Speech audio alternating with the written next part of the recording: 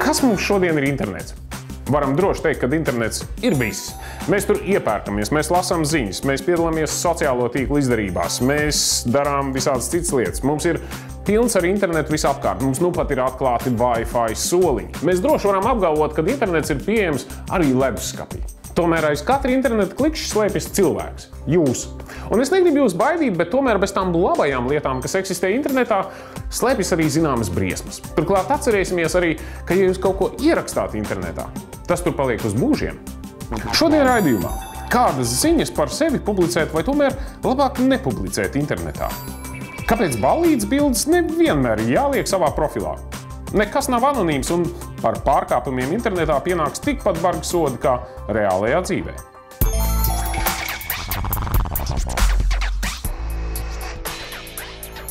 Šodien mēs jums pastāstīsim, kā ir jāuzvedas internetu vidē, kā kritiski pieeja tam, kas ir rakstīts internetā, un kā nodrošināties par to, lai jūsu mājokli neapmeklē zagļi tajā laikā, kamēr jūs atpūšaties, piemēram, Kanāriju salās.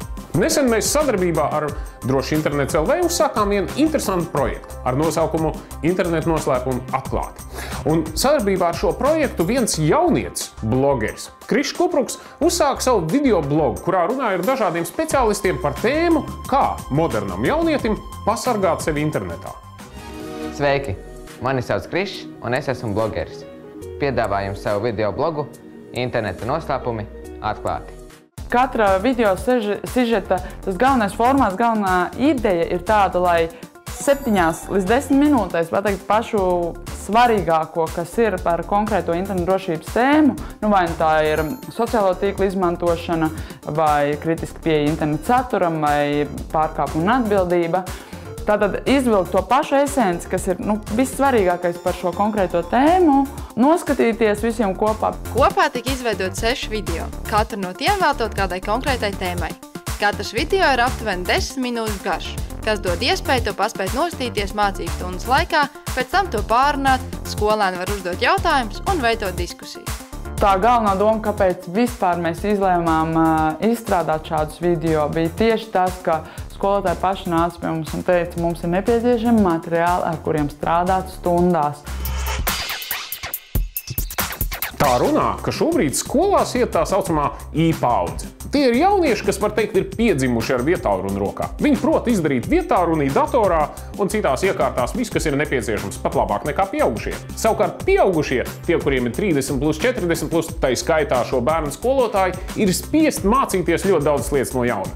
Tādēļ mēs ceram, ka šis videoblogs būs tāds kā sava veida tilts starp skolēniem, kas visi jau prot, bet varbūt neuztraucās par savu drošību, un skolotājiem, kas mācās visu no jauna, bet tomēr ir piesardzīgi. Nu labi, savus bankas datus es nepublicēju. E-pastam parole ir pietiekami gara. Telefonā reizēm tikai kādu spēlīti uzspēlēju. Vispār, ja mājās esmu viens pats savā istabā, un neviens jau nemaz neredz, ko es daru. Bet vai tā patiešām arī ir?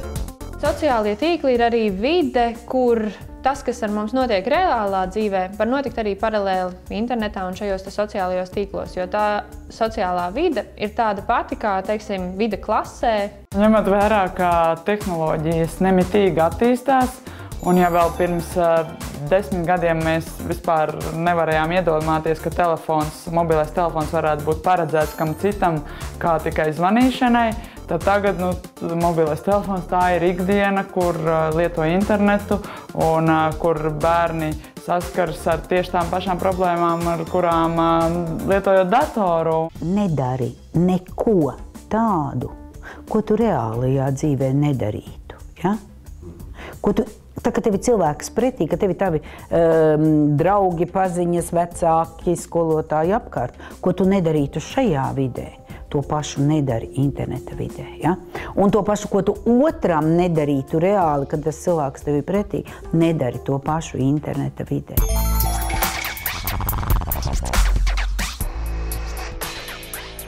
Veidojot Kriša Kupruka videoblogu, mēs runājam arī ar dažādiem ekspertiem, kas citas starpā mums pastāstīja arī par dažādām briesmām, kas mums mēdz uzglūnēt sociālajos tīklos. Cilvēki bieži neaizdomājas, kad informācija, ar kuru viņi vēlas padižoties, piemēram, ka viņi dodas uz Kanāriju salām vai, piemēram, ka viņi nu pat ir nopirkuši jaunu viedtelevizoru un ieliek visu to fotogrāfiju sociālajos tīklos, pakļauj sevi briesmām, jo var uzrasties ļaundari un to visu vienkārši nozagt. Nē, nu vārds, uzvārds, e-pasta adrese noteikti nav tā informācija, kas ir uzskatām par ļoti privātu informāciju, taču tādas lietas kā jūsu mājas adrese, protams, jūsu telefona numurs, skola, kurā mācās, arī to var uzskatīt jau par tādu tā kā sensitīvāku informāciju.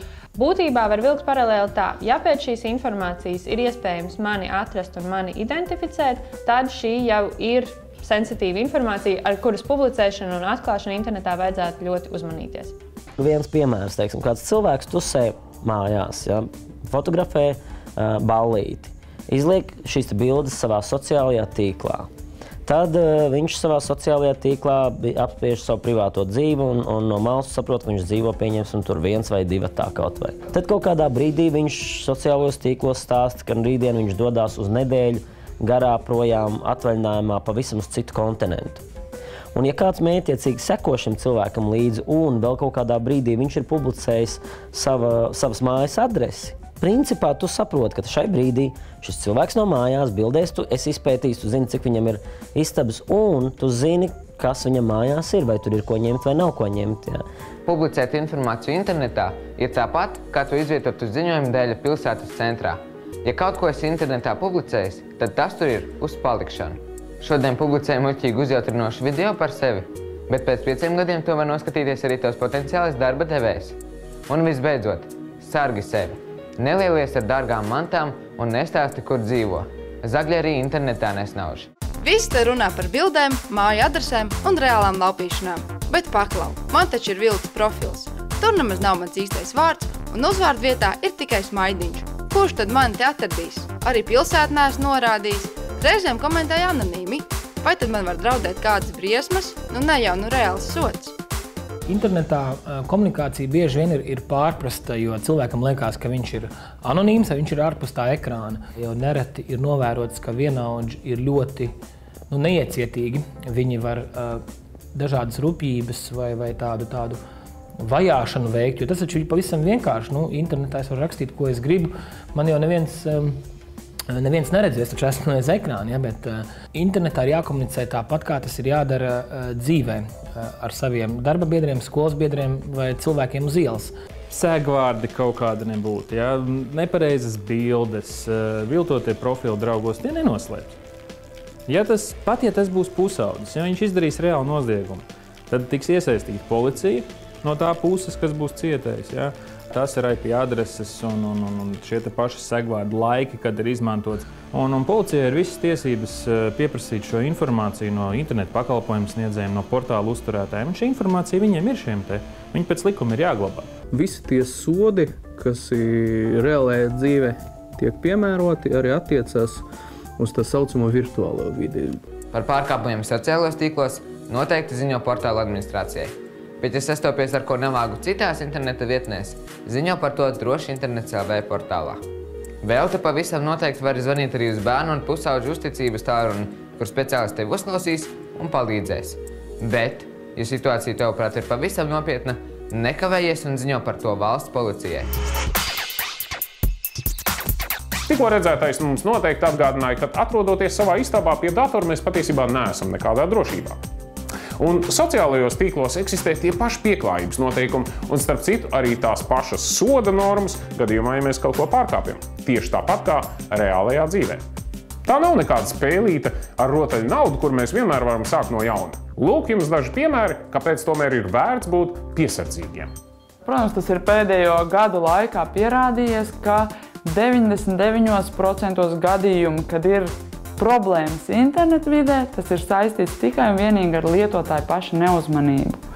Vai nu ir aizsūtījis fotogrāfijas kaut kur nevajadzētu, vai nopublicējis informāciju, vai nav izgājis no savu profila sociālajā tīklā publiskā vietā. Ja mēs mācām bērniem par to, kā droši uzvesties uz ielas, ceļu satiksmes noteikumus, tad Nu jau pie tā apjoma, kādu vispār izmanto internetu, pie tās ikdienas, kas ir bērniem, droši interneta izmantošana ir nemazāk svarīga. Ja cilvēks tomēr ir spiests izmantot brīvu, publisku, ar paroli neaizsargātu bezvades punktu, piekļuvas punktu, tad liels ieteikums tomēr neapmeklēt tās mājaslapas, tos resursus, kur ir jāvada paroli. Darba devējs, līdz ko viņš saņem CV, viņš paskatās tur vienā, otrā, trešajā. Ja es tur esmu rakstījis muļķības, tad tas arī par daudz ko var liecināt. Es te piekdienas vakarā gāju un tur pīpēju zāli un vēl kaut ko darīju, un varbūt tad mani vairs neuzaicina uz to interviju. Varbūt tas bija gadu atpakaļ, kad es to ierakstīju savā Twitterī 4 naktī, kaut kādas tur stulbības.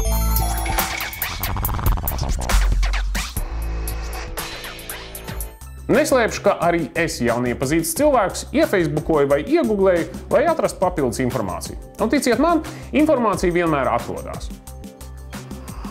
Tātad, sociālie tīkli ir reāla vide. Sociālie tīkli ir vide, kur notikušais var notikt arī reālajā dzīvē un otrādi. Aiz katra profila ir reāls cilvēks. Otrais. Esi uzmanīgs ar jūtīgu, sensitīvu informāciju. Sensitīvā informācija tā, pēc kuras tevi var atrast un identificēt, piemēram, personas kods, mājas adrese un citā. 3. Nedari neko tādu, ko tu nedarītu reālajā dzīvē. Vai tu varētu pieiet pie savu kolēģi un, piemēram, sākt skaļi lamāties? Nē, vai arī jā. Vai tu būtu ar mieru izprintēt ballītes bildes un izdalīt svešiem cilvēkiem uz ielas? Droši vien, ka nē. Vai tu uz ielas apsaukā nezināmus cilvēkus? Arī droši vien, ka nē. Kāpēc tu to dari sociālajos tīklos? 4. Uzmanies no zagļiem. Nevajadzētu nevienam skaļi stāstīt, ka atvaļinājuma laikā tava māja būs tukša. Ka tajā var atrast dārgas gleznas, jaunāko tehniku, bet atslēga atrodas zem paklājīga. Tā nedrīksim. 5. Internetā neviens nav anonīms. Ticiet man, pēc dažādām pazīmēm jūs tiešām var atrast. Un ne tikai tiesību sargājušie orgāni. 6. Sods. Jebkurš noziegums ir noziegums, par kuru jāsaņem sods.